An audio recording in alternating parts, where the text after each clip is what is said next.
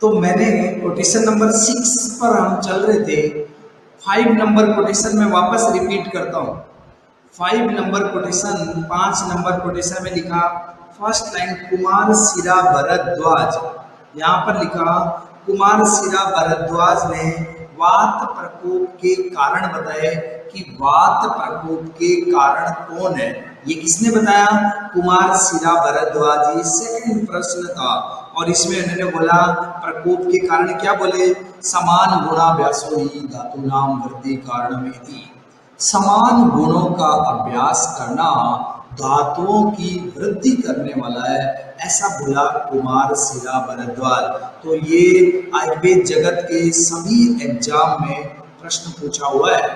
बहुत important question है। आपको रेफरेंस पूछ सकते हैं या किस आचार्य का कथन है, किस आचार्य का स्टेटमेंट है, ऐसा आपको पूछ सकते हैं। और इसके बाद नेक्स्ट 3rd नंबर का प्रश्न इस चैप्टर में यहाँ पर लिखा वात समन के कारण क्या है? वात का समन, वायु का समन कैसे होता है, इसके कारण क्या है? तो यहाँ पर फर्स्ट लाइन में लिखा कांकायनो। पहली लाइन में कांकायनो बालिक विसक उवाचय। बालिक देश के रहने वाले थे कांकायन आचार्य, तो बालिक विसक कांकायन बोलते हैं। सेकंड लाइन में वातस्य प्रशमनानि, आप हाईलाइट करेंगे वातस्य प्रशमनानि, वायु का प्रशमन करने के कारण लिखा प्रकोपण विपर्योयी। हाईलाइट करेंगे सेकंड लाइन लास्ट में प्रकोपण विपर्योयी धातूनाम प्रशम कारणम इति। प्रकोप करने वाले द्रव्यों के विपरीत द्रव्यों से धातुओं का प्रशमन होता है, ऐसा बोला बालिक विसक कांकायन। आप इसकी हिंदी में फर्स्ट लाइन हेडिंग में प्रश्न है 3 नंबर, वात समन के कारण क्या, इसको हाईलाइट किया। फिर सेकंड लाइन में आधी लाइन के बाद बालिक के रहने वाले कांकायन आप हाईलाइट करें। बालिक देश के विसक, बालिक देश के चिकित्सक कांकायन आपने हाईलाइट किया।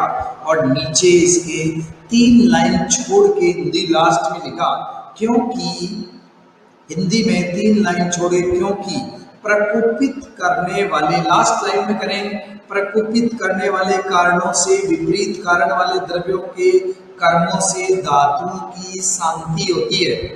यहाँ लास्ट तक आपने कर दिया, लास्ट तक आपने इसको हाईलाइट किया।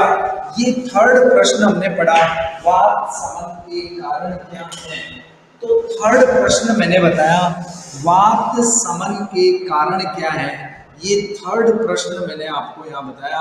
और इसके बाद आप 4th नंबर नेक्स्ट आएंगे नीचे। 4th नंबर प्रश्न है, हिंदी हेडिंग हाईलाइट करें 7 नंबर कोटेशन के नीचे। कोटेशन नंबर 7 के नीचे हिंदी में हेडिंग लिखा है वात के प्रकोप तथा प्रशमन की प्रक्रिया क्या है। वात के प्रकोप तथा प्रशमन की प्रक्रिया, वायु के प्रकोप और प्रशमन की प्रक्रिया क्या है, 4th प्रश्न है इस चैप्टर का। और कोटेशन की फर्स्ट लाइन में बडिस दामार्गव है, हाईलाइट करेंगे। आचार्य का नाम है बडिस दामार्गव।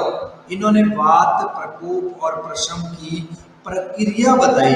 आप प्रक्रिया को सर्कल में बंद कर लें, प्रोसेस प्रक्रिया, वात के प्रकोप और प्रशमन की प्रक्रिया वो बताई बडिस दामार्गव आचार्य ने। और इसी लाइन के लास्ट में, फर्स्ट लाइन के लास्ट में लिखा वात प्रकोप प्रशमनानि भवन्ति, आपने हाईलाइट किया। वात प्रकोप प्रशमनानि यानी वात के प्रकोप और प्रशमन की प्रक्रिया। ये प्रश्न पूछते हैं किस आचार्य ने बताई, तो बडिस दामार्गव आंसर होगा आपका। आप हिंदी हेडिंग हाईलाइट कर चुके प्रक्रिया तक। और नीचे 3rd लाइन में लिखा दामार्गव बडिस या बडिस दामार्गव। इन्होंने वात के प्रकोप और प्रशम की प्रक्रिया बताई। और उसके बाद एक लाइन छोड़ के और लास्ट में लिखा असंगात, एक लाइन हिंदी में छोड़ के लिखा है यहाँ पर 7 नंबर कोटेशन की हिंदी में मैं बोल रहा हूँ, असंगात करके लिखा, असंगात, अमूर्त और अनिश्चित, असंगात और अनावस्थित वायु को न प्राप्त कर वात प्रकोपक तथा आगे लिखा वात सामक द्रव्यों द्रव्य वायु को प्रकोपित तथा शांत करते हैं, कर दिया आपने। और उसके बाद काम का तो प्रकोप और प्रशमन की प्रक्रिया किसने बताई, बस ये पूछेंगे, आंसर आपको देना है बडिस द मार्गम। और इसके बाद नीचे यहाँ पर कोटेशन, नीचे नेक्स्ट कोटेशन में लिखा, हिंदी हेडिंग करें पहले आप हाईलाइट, हिंदी हेडिंग में 5 नंबर प्रश्न, इस चैप्टर में 5 नंबर प्रश्न पूछा गया संभाषा में। वो प्रश्न था प्राकृत शरीर वायु के कर्म क्या है। प्राकृत नेचुरल शरीर के अंदर जो नेचुरल वायु है, एयर है, उसके कर्म क्या है। प्राकृत वायु के कर्म कहाँ, शरीर में। ये प्राकृत वायु के शरीर में क्या कर्म है, इसके बारे में आया नेक्स्ट प्रश्न 5। और इसकी कोटेशन की फर्स्ट लाइन आप हाईलाइट करेंगे। कोटेशन की फर्स्ट लाइन में लास्ट में लिखा, वायुर्विदो राजर्षि।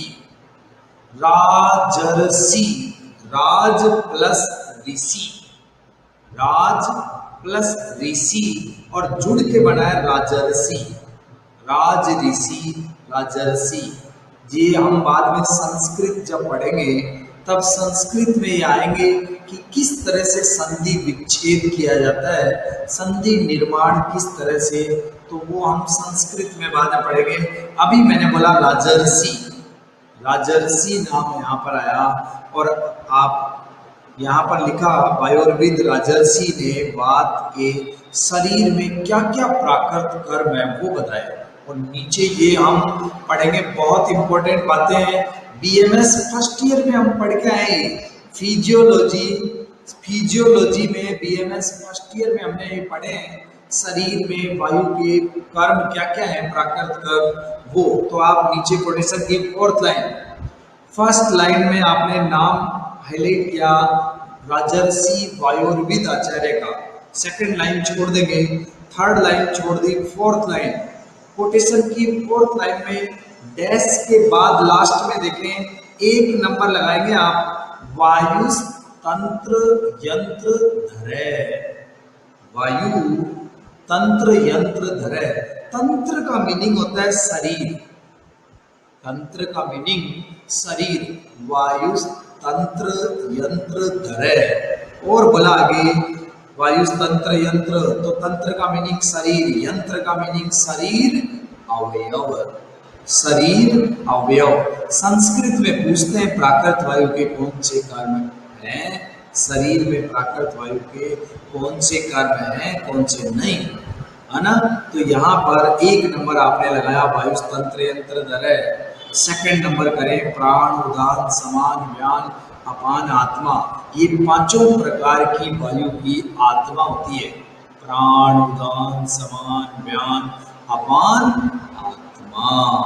उसके बाद आगे 3 नंबर करें और अंडरलाइन करें, परिवर्तक चेष्टा नाम उच्चावचानाम। उच्चावच सभी चेष्टाओं की परिवर्तक कौन है, वायु है, 3 नंबर। और उसके बाद 4 नंबर को आप हाईलाइट करेंगे, नियंता प्रणेता च मनसे। ये पीजी एंट्रेंस में आ चुका पहले। आप जब बाद में गोविंद पारिक क्वेश्चन प्रैक्टिस करेंगे गोविंद पारिक में, तो वहां पर आपको ये मिलेंगे। तो मैंने बोला नियंता प्रणेता च मनसे को आपने हाईलाइट किया। मन का नियंता प्रणेता वो है वायु, वायु मन का नियंता प्रणेता, ये लाइन लिखी है, नियंता प्रणेता च मनसे। और उसके बाद आगे 5 नंबर सर्वेंद्रियाणाम उद्योजक है, सभी इंद्रियों का उद्योजक है ना, प्रवर्त कराने वाला, उनको प्रेरित करने वाला उद्योजक वो कौन है, वायु है। और करो 6 नंबर सर्वेंद्रियार्था नाम, अभी वर्ड को अंडरलाइन किया। 7 नंबर सर्व शरीर धातु व्यूह है, सभी शरीर धातु उनका व्यूहन रचना करने का काम वो वायु का है, हाईलाइट कर दिया, सर्व शरीर धातु व्यूह करे, वायु का कर्म है। और 8 नंबर संधान करे शरीर से, शरीर का संधान करने वाला कौन, वायु। और नीचे लिखा 9 नंबर प्रवर्तको वाच्य, वाणी का प्रवर्तक, हमारी इच्छा हो हम बोले तो वाणी का प्रवर्तन कराने वाला वो भी कौन है, वायु है। और नेक्स्ट है कोटेशन आगे लिखा 10 नंबर लगाए प्रकृति स्पर्श शब्दों, स्पर्श और शब्द की प्रकृति वायु के अधीन। 11 नंबर श्रोत्र स्पर्शनयोर मूलम, श्रोत्र और स्पर्श का मूल वायु है। 12 नंबर में हर्षोत्साह योनि, हर्ष प्रसन्नता को कहते हैं, हर्ष और उत्साह की योनि भी कौन है? वायु है। योनि का मीनिंग होता है उत्पत्ति, हर्ष और उत्साह की उत्पत्ति योनि कहते हैं, ओरिजिन उत्पत्ति को। तो हर्ष और उत्साह की उत्पत्ति कराने वाला भी कौन है? वायु है। आगे करें 13 नंबर समीरणो अग्नि, अग्नि का समीरण करने वाला वायु। और नेक्स्ट लिखा 14 दोष संशोषण है, दोषों को सुखाने वाला भी वायु है। क्षेपता बही मलानाम, क्षेपता निकालना, इजैकुलेशन करना, मलों को शरीर से बाहर निकालने का काम वायु का है। क्षेपता बही मलानाम। और 16 में लिखा स्थूलाणु स्रोतसाम बेता को हाईलाइट किया, स्थूल अणु स्रोतस का भेदन करने वाला आपने हाईलाइट किया 16 नंबर स्थूल अणु स्रोतसाम बेता।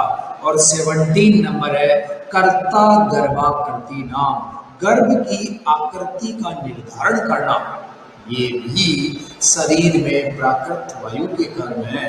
और नीचे लिखा 18 नंबर लास्ट वायु का 18 नंबर गुण है आयुषो अनुवर्ती प्रत्यभूतो भवति कुपित, आयुषो अनुवर्ती प्रत्यभूतो भवति। ये यूजी में भी बहुत आती थी ये लाइन, यूजी के एग्जाम में लिखी हुई आती थी आयुषो अनुवर्ती प्रत्यभूतो भवति कुपित। कुपित, कुपित यानी जो वायु कुपित नहीं है, अर्थात प्राकृत वायु के कर्म बताए। शरीर में प्राकृत वायु के ये सारे 18 कर्म बताए गए। 18 आप इनको हिंदी हेडिंग प्रश्न हाईलाइट कर चुके हैं। प्राकृत यानी अकुपित शरीर वायु के कर्म क्या है, ये 5 नंबर प्रश्न। और थर्ड लाइन में ये किसने बताए? राजर्षि वायोर्विद आचार्य ने बताए। राजर्षि वायोर्विद, वायु के प्राकृत कर्म, अकुपित वायु के प्राकृत कर्म, ये राजर्षि वायोर्विद ने बताया। और नीचे 18 पॉइंट है, आपको नीड हो तो आप हिंदी देख सकते हैं, संस्कृत में पूछते हैं। मैं आपको बता दूं, ये जैसे जैसे मैंने पॉइंट लगवाए 1 2 3, थोड़े दिन में आपको अच्छे लगेंगे। ये हिंदी की हेल्प आप ले सकते हैं। नीचे आप अगर हिंदी में देखना चाहें तो 5 लाइन छोड़ो, राजर्षि वायोर्विद के नीचे 5 लाइन छोड़ के और लास्ट में लिखा वायु तंत्र और यंत्र। तंत्र कहते हैं शरीर को और यंत्र बोला है शरीर अवयवों को धारण करने वाली। यहां से लेकर और फिर आप नेक्स्ट लास्ट लाइन में आ जाए, लास्ट हिंदी की लास्ट लाइन इसमें, और लास्ट लाइन के ऊपर लिखा है 18 इस प्रकार अकुपित वायु शरीर के लिखा कार्यों को सुचारू रूप से करती हुई आयु के परिपालन को हाईलाइट करो। लास्ट लाइन में आयुषो अनुवृत्ति प्रत्यभूतो भवति अकुपित, ऐसी लाइन थी संस्कृत में। ये लाइन मैंने हाईलाइट करवाई, पूछते हैं और आपने किया आयु के परिपालन में कारणभूत होती है।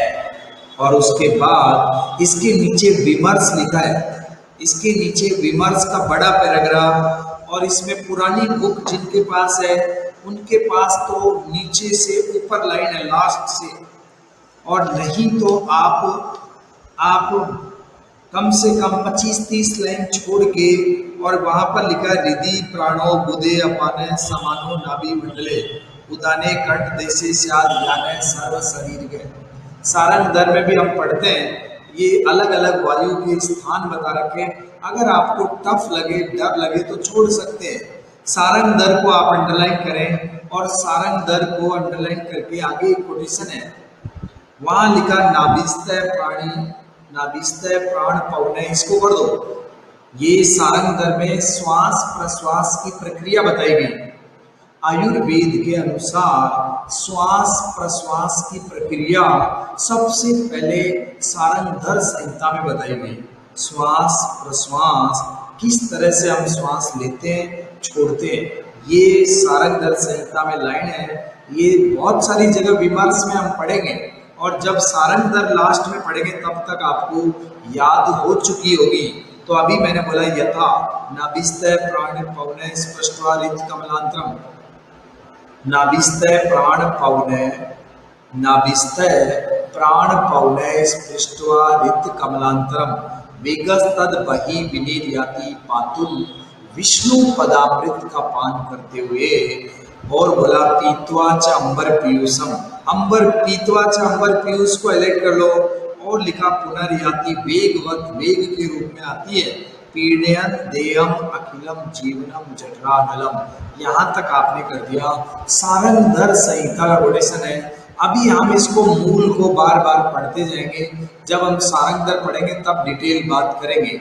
अभी विमर्श में पढ़ाई हुई चीजें हम आपको एग्जाम में नहीं देंगे, जब मूल बुक में पढ़ लेंगे सारंगधर का है तो सारंगधर पढ़ने के बाद मिलेगा ये।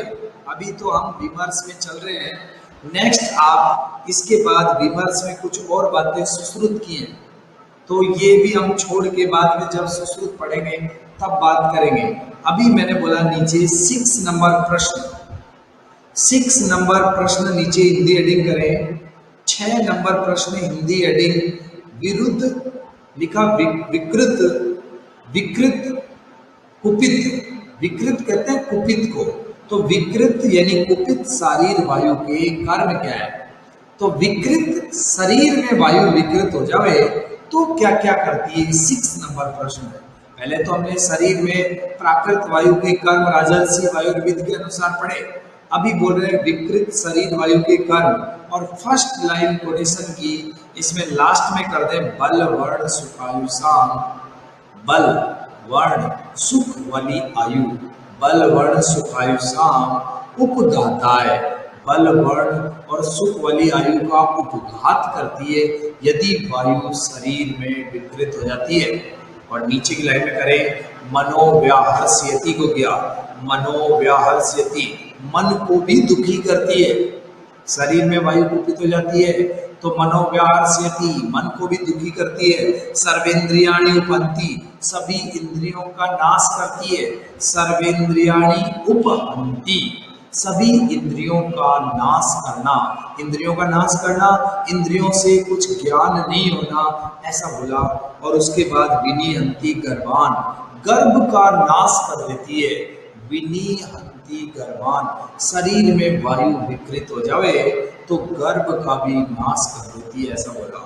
ये आप हिंदी भी पढ़ सकते हैं। थर्ड लाइन में लिखा, बल वर्ण सुख आयु का नाश करती है, मन को दुखी करती है, सभी इंद्रियों की शक्ति का नाश और गर्भ को नष्ट करती है। ये शरीर में विकृत वायु के कारण 6 नंबर प्रश्न। और 7 नंबर प्रश्न की कोटेशन की फर्स्ट लाइन, 7 नंबर प्रश्न है, अब लोक में प्राकृत वायु बता रहे हैं, आप हिंदी एडिंग लगा सकते हैं।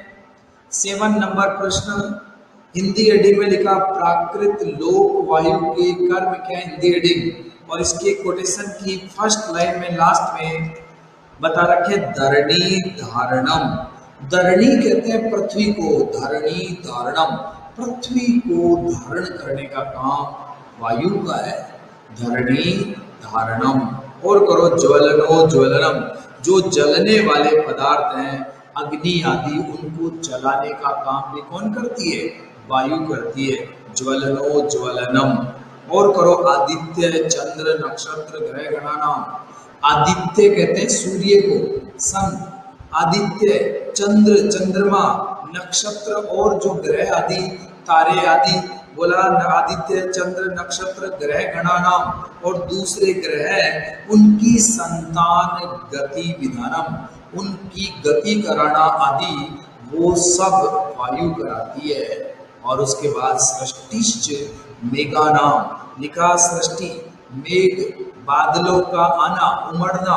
और लिखा अपाम विसर्ग, अपाम अप कहते हैं जल को, अपाम विसर्ग, जल वृष्टि कराने का काम भी किसका है, वायु का है। तो आपने किया सृष्टिश्च मेघानाम, और उसके बाद में अपाम विसर्ग, जल का विसर्ग यानी बारिश कराने का काम भी किसका, वायु का। और नीचे यहाँ पर लिखा परिवर्तनम स्रोतसाम, स्रोतों का परिवर्तन, परिवर्तनम स्रोतसाम। और नीचे की लाइन में ऋतुनाम प्रय विभाग है, नीचे स्टार्टिंग में लिखा, आगे चलो 2-3 पॉइंट छोड़ करके ऋतुनाम, ऋतुओं का विभाग, ऋतुनाम, ऋतुओं का विभाग कैसे, जैसे सर्दी गर्मी बारिश आदि जो होती है कि विंटर सीजन है, समर सीजन है ना, स्प्रिंग सीजन है ना, ऑटम सीजन है। ये जो सीजन ऋतुओं का विभाग ये कौन कराता है, बोला वायु कराती है लोक में।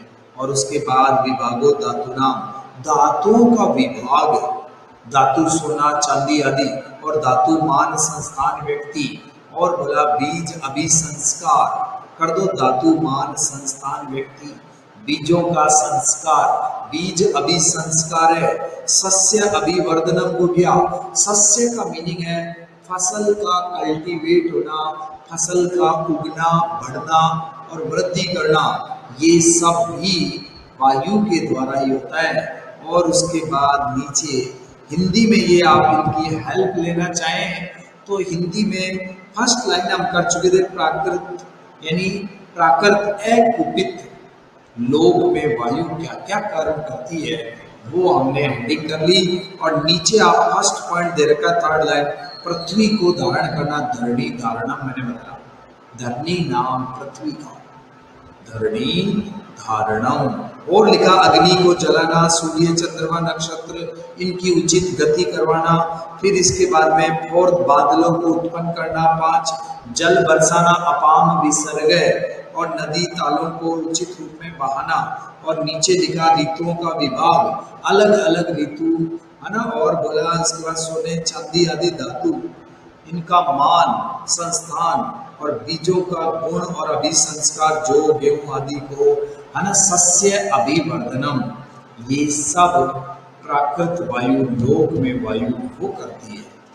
एक तो लोक में, एक हमारे शरीर में थी, शरीर वाली वायु तो वायु तंत्र यंत्र धरे, वो 18 पॉइंट थे, 18 प्राण अपान समान व्यान अपान आत्मा, वो 18 पॉइंट हमारे शरीर में प्राकृत वायु। और लोक में प्राकृत वायु उसके क्या कार्य वो बताए। अब आप नेक्स्ट यहाँ पर लिखा 8 नंबर प्रश्न। इस चैप्टर में मैंने बताया 8 साइंटिस्ट 8 महर्षियों ने पार्टिसिपेट किया था और 8 प्रश्न पूछे गए। 8वां प्रश्न यहाँ पर आया, हिंदी हेडिंग करें, विकृत लोक वायु के कर्म क्या है। विकृत लोक, यदि लोक में वायु विकृत हो जावे तो वो क्या क्या कर्म करेगी, यहाँ पर बोला। फर्स्ट लाइन आप लास्ट में करो, शिखरी शिखरा व मतनम। शिखरी शिखरा व मतनम, देखो शिखरी शिखर, शिखर होते हैं पर्वतों के, पर्वत के शिखर, तो पर्वतों को ऐसे बोला, शिखरों को हिला देना। शिखरी शिखर व मतनम है ना, शिखर पर्वत के शिखरों को हिला देना, कंपायमान कर देना। ऐसा कौन करती है, वायु करती है। लोक में वायु यदि विकृत हो गई तो वो शिखरी शिखरा व मतनम। और करो, आगे लिखा उन्मथन अनोकहा नाम। उन्मथन, अनोक है वर्ड आया यहाँ पर, अनोक है कहते हैं वृक्षों को, अनोक है, अनोक है वर्ड, अनोक, तो अनोक है, ये अनोक है वर्ड जो है, अनोक नाम में अनोक है, ये वृक्षों के लिए आया तो लिखा अनोक। उन्मथनम अनोका नाम, यानी वृक्षों को उखाड़ फेंकती है। जब तेज हवाएं चलती हैं, आपको पता होगा अक्सर तूफान आते रहते हैं, कभी कैटरीना आती है, कभी सुनामी आती है ना।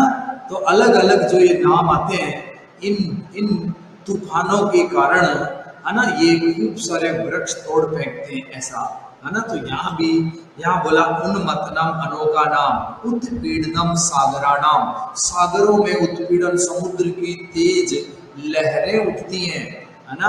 आप कोई सा भी जो तूफान आया हो उनको देखना आप, जैसे सुनामी, है ना, कैटरीना, बहुत सारे नाम है। अभी थोड़े दिन पहले उड़ीसा में आया था, है ना, ऐसे अभी थोड़े दिन उसके बाद बंगाल में आया, थोड़े दिन पहले मुंबई में भी आने वाला था निसर्ग नाम का, निसर्ग। तो ये अलग अलग नोमेनक्लेचर इनके किए जाते हैं, हम उसकी डिटेल में नहीं जाएंगे। हमने बात की सागराना उत्पीड़न, समुद्र की लहरें वो भी उठने लग जाती है तेज गति से। तो समुद्री किनारे पे रहने वाले मछुआरे आदि जो लोग होते हैं उन सभी को अलर्ट कर दिया जाता है कि सुरक्षित स्थान पर चले जावें। तो ये कौन करती है? लोक में विकृत वायु करती है ऐसा। तो आपने किया उत्पीड़नम सागराणाम उद्वर्तनम सरसाम, उद्वर्तन सरसा पानी के सोर्सेज जो है उनको भी ऐसा कर देती है। तो यहाँ पर लिखा उद्वर्तनम सरसाम पत्ती शरणम आपगानाम, प्रति शरणम आपगानाम, आप जल को कहते हैं, जल के सोर्सेज को उल्टा बहाना। और बोला आकंपनम च भूमे, भूमि में कंपन होना, आकंपनम च भूमे किया। और इसके नीचे की लाइन में लास्ट में भूतानाम चोपसर्ग, भूतों का उपसर्ग, भावानाम च, लास्ट लाइन में आ गया मैं भूतानाम च उपसर्ग, और लास्ट लाइन में हूँ भावानाम अभाव करणम, भाव पदार्थों का अभाव करना। यहां तक आपने किया। ये लोक में वायु विकृत हो जावे तो ये कर्म करती है। इसके बाद 8 नंबर कोटेशन नीचे लिखा, कोटेशन नंबर 8, यहाँ पर सबसे पहले लिखा स ही भगवान। वायु के यहाँ पर सिनोनिम्स आए, पर्याय बताए कुछ कि वायु को और किन किन नामों से जाना जाता है। तो सबसे पहले क्या लिखा, यहाँ पर लिखा सही भगवान, वो भगवान बोला, वायु को क्या बोला? भगवान। और लिखा प्रभव, प्रभव वर्ड को तो आपने सही भगवान हाईलाइट किया और करे प्रभव। अव्यय, अव्यय को हाईलाइट कर दिया और करते जाए, अंडरलाइन करें अब आगे के नाम, अंडरलाइन करते जाए आगे। भूतानाम भाव अभाव करे, भूतों का भाव और अभाव करने वाला कौन? वायु। और लिखा सुख असुख योग विधाता, सुख और असुख का विधाता, ये भी बोला वायु को। और कह रहे मृत्यु, वायु को मृत्यु भी पर्याय बोला, करते जाओ हाईलाइट, मृत्यु। यम करेंगे, यम हाईलाइट किया, नियंता कर दें, प्रजापति बोला, वायु का पर्याय नियंता, प्रजापति। अदिति करेंगे, अदिति। विश्वकर्मा हाईलाइट करें, विश्वकर्मा। मृत्यु को आपने फर्स्ट लाइन के लास्ट में मृत्यु हाईलाइट किया, यम हाईलाइट किया, उसके बाद नियंता, प्रजापति, अदिति, विश्वकर्मा को हाईलाइट कर दिया, विश्व रूप हाईलाइट करेंगे, विश्वकर्मा, विश्वरूप। सर्वज्ञ को किया, सर्वतंत्राणाम विधाता को कर दिया, सर्वतंत्राणाम विधाता, सभी तंत्रों का विधाता, ये भी वायु को बोला गया है। और नीचे अणु को करो भावानाम, अणु, अणु, भावानाम के बाद लिखा अणु, अणु, भावानाम, मैं तो हमने पढ़ लिया, मैं हलंत हो गया, भावानाम प्लस अणु, तो ये अणु अलग हो गया, अणु, अणु। विभु, वायु को विभु भी बोला, विभु। और लिखा विष्णु, वायु को विष्णु कहा है। और उसके बाद में क्रांता, लोकानाम वायु, और बोला लोकों का क्रांता भी कौन है? वायु ही है, वायु। क्रांता लोकानाम वायु हाईलाइट करें, क्रांता लोकानाम वायु। और आगे लिखा है इसलिए वायु को लास्ट में लिखा है भगवान इति, वायु को क्या कहा जाता है? इसलिए वायु को भगवान कहा जाता है। यहाँ तक आपने पढ़ लिया। अब इसके बाद आप एक क्वेश्चन पूछते हैं, यहाँ से क्वेश्चन पूछते हैं कि निम्न में से वाद के पर्याय हैं। आप क्वेश्चन लिख लें, निम्न में से वाद के पर्याय हैं। क्वेश्चन, निम्न में से वाद के पर्याय,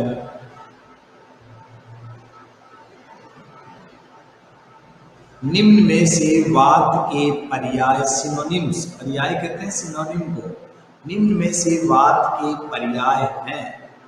आपको कोई सा भी नाम हो सकता है इनमें, मैं एक फिक्स क्वेश्चन आपको बता देता हूं, है ना, और इसके बेसिस पर ये जितने भी नाम है कोई सा भी नाम पूछ सकते हैं आप। एक तो लिखें श्वसन, श्वसन, शंकर वाला स्व स न, श्वसन, मैंने बोला यहाँ लिखता हूँ श्वसन, श्वसन।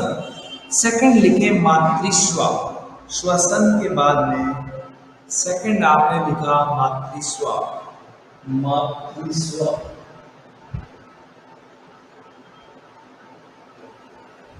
श्वसन मातृस्व, मैं इधर इसके नीचे यहां लिखता हूं। पहला नाम मैंने बोला श्वसन,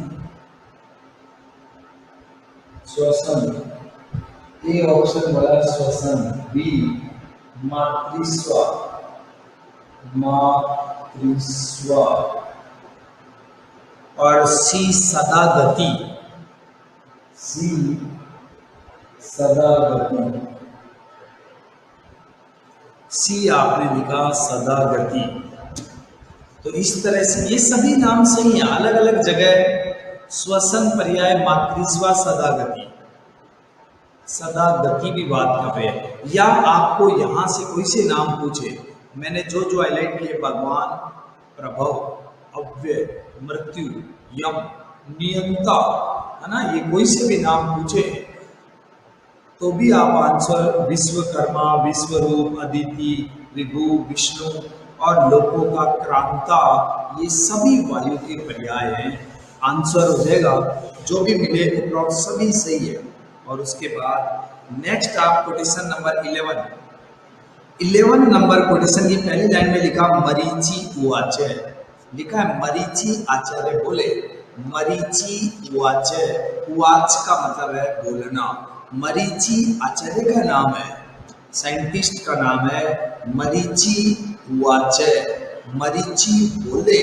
और आगे लिखा है अग्निरेव शरीरे पित्तांतर्गत है, अग्निरेव शरीरे, हाईलाइट करें, मरीचि आचार्य ने क्या बोला, अग्निरेव शरीरे पित्तांतर्गत है। शरीर में जो अग्नि होती है हमारे, बाहर लोक में मैं बोलूं अग्नि, फायर, हमारे शरीर में अग्नि वो पित्त के रूप में होती है। हमारे शरीर में हमारी जो डाइजेस्टिव फायर होती है अग्नि, वो पित्त के रूप में होती है। तो आपने क्या किया, अग्निरेव शरीरे पित्तांतर्गत है, शरीर में अग्नि, आग जो आप, हम बाहर वाली अग्नि को उठा के हमारे पेट में रख ले क्या, नहीं, ऐसा नहीं है। बाहर वाली अग्नि को उठा के हमारे पेट में नहीं रख सकते हम। हमारे शरीर में जो अग्नि वो पित्त के रूप में होती है। तो बाहर जो अग्नि है, हमारे शरीर में अग्नि है पित्त के रूप में। ऐसा कौन बोले, मरीचि उवाच, मरीचि आचार्य ने बोला ऐसा। तो आपने फर्स्ट लाइन हाईलाइट की और आगे करें, कुपिता कुपित शुभा शुभानी करोति, और ये जो पित्त है वो शरीर में शुभ और अशुभ कार्य को करने वाला है। कुपित है, कुपित रहते हुए शुभ अशुभ कार्य को करने वाला है। नीचे की लाइन और करेंगे, पक्ति में पक्ति, दर्शनम है दर्शनम। इस पित्त के और क्या क्या काम है आप करो। पक्ति, सेकंड लाइन में पक्ति पचाना, अपक्ति नहीं पचाना, पक्तिम अपक्ति, दर्शन, दर्शन का मीनिंग है देखना। देखो चक्षु में पित्त होता है ना, पित्त की अधिकता, है ना, श्लेष्मा से तो भय रहता है। हमने पहले पढ़ा चरक सूत्र 5 में, है ना, चरक सूत्र 5 में कि श्लेष्मा से, है ना, चक्षुओं को भय होता है ना। तो यहाँ पर क्या कह रहे हैं, पक्तिम अपक्तिम, दर्शनम अदर्शनम, मात्रा अमात्रत्वम, उष्मण। और अलग से करो, प्रकृति विकृति वर्णों, शरीर का वर्ण प्रकृत और विकृत होना। आगे हाईलाइट करो, शौर्य, शूरवीरता, कोई व्यक्ति शूरवीर युद्ध में पराक्रम पूर्वक लड़ता है तो शूरवीरता पित्त के कारण आती है। शौर्यम है, क्रोध, हाईलाइट करो, शौर्य, भय, क्रोध, हर्ष, मोह, ये कुपित और अकुपित होते हैं। अगर अकुपित रहेगा तो सही सही बैलेंस में, और अगर नहीं होगा तो फिर बोला उससे हानि। कुपित और अकुपित, तो ये दोनों पक्ति में पक्ति, दर्शन है दर्शन, मात्रा है मात्रत्व, ऊष्मा ऊष्मण मतलब ऊष्मा हीट, और लिखा प्रकृति विकृति वर्णों, और बोला शौर्य, भय, क्रोध, हर्ष, मोह, ये सभी ये पित्त के प्राकृत कर्म है। हमारे शरीर में अग्नि के रूप में उसका रिप्रेजेंटेटिव है पित्त, और पित्त ये काम करता है सबका। और उसके बाद नेक्स्ट लिखा कफ संबंधित विचार, पहली लाइन में काप्य उवाच, काप्य आचार्य ने बोला, काप्य उवाच सोम एव शरीरे श्लेष्मांतर्गत है। काप्य आचार्य क्या कहते हैं, सोम एव शरीरे श्लेष्मांतर्गत है को आपने ले लिया। शरीर में सोम एव, सोम गुण, श्लेष्मा जो है, सोम गुणधर्म जो है वो श्लेष्मा के अंतर्गत होता है। शरीर में जल गुणधर्म, सोम शीतलता वाला गुणधर्म, वो कफ के अंतर्गत बताया। तो अग्नि वाला उष्णता का सारा काम वो तो शरीर में पित्त के अधीन, और अभी बोला सोम एव शरीरे श्लेष्मांतर्गत है। ये स्टेटमेंट किस आचार्य का है, तो काप्य, काप्य उवाच, काप्य बोले, मरीचि ने तो बोला शरीर में है ना अग्नि जो है वो पित्त के अंतर्गत होती है, अग्नि शरीरे पित्तांतर्गत है। ये स्टेटमेंट पूछेंगे किस आचार्य का, तो मरीचि। और अभी शरीर में सोम एव शरीरे श्लेष्मांतर्गत है, तो ये काप्य आचार्य, कैसे कफ कैसे काप्य।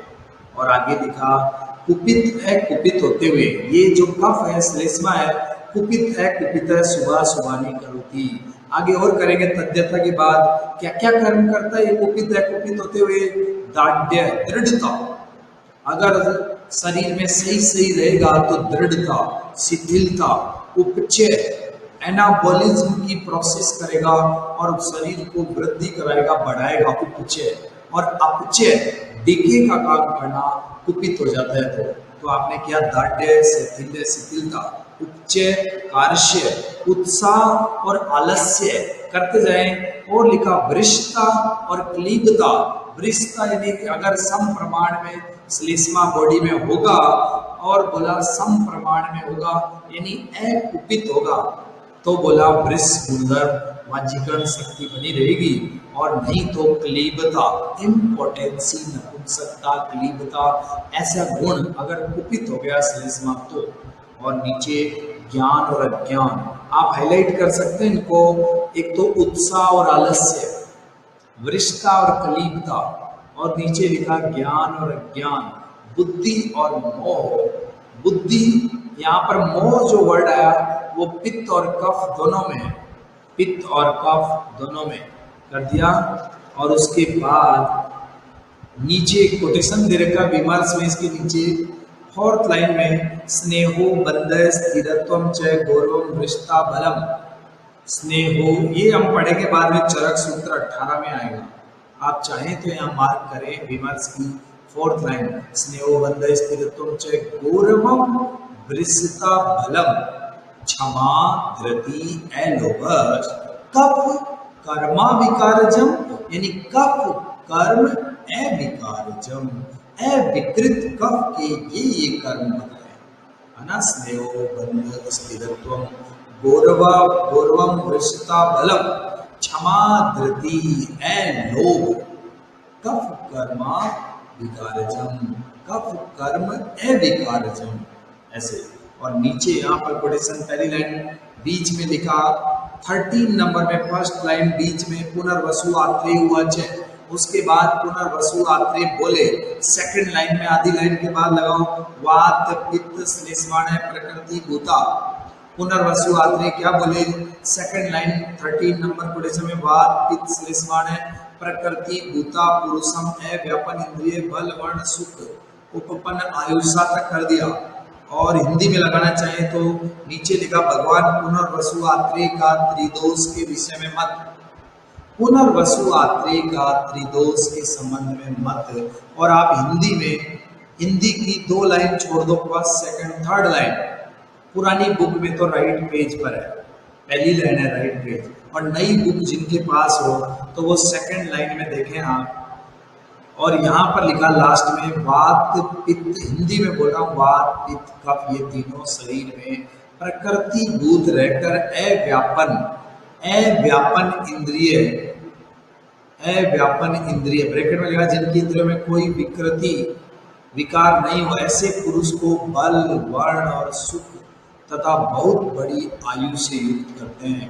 तो दोष प्राकृत अवस्था में रहते हुए बल वर्ण और अधिक आयु से युक्त करते हैं, ऐसा पुनर्वसु आत्रेय ने बोला। और इसके बाद कोटेशन नंबर 16 नंबर कोटेशन में लिखा है, 16 नंबर में गुणासढ़ को आपने हाईलाइट किया।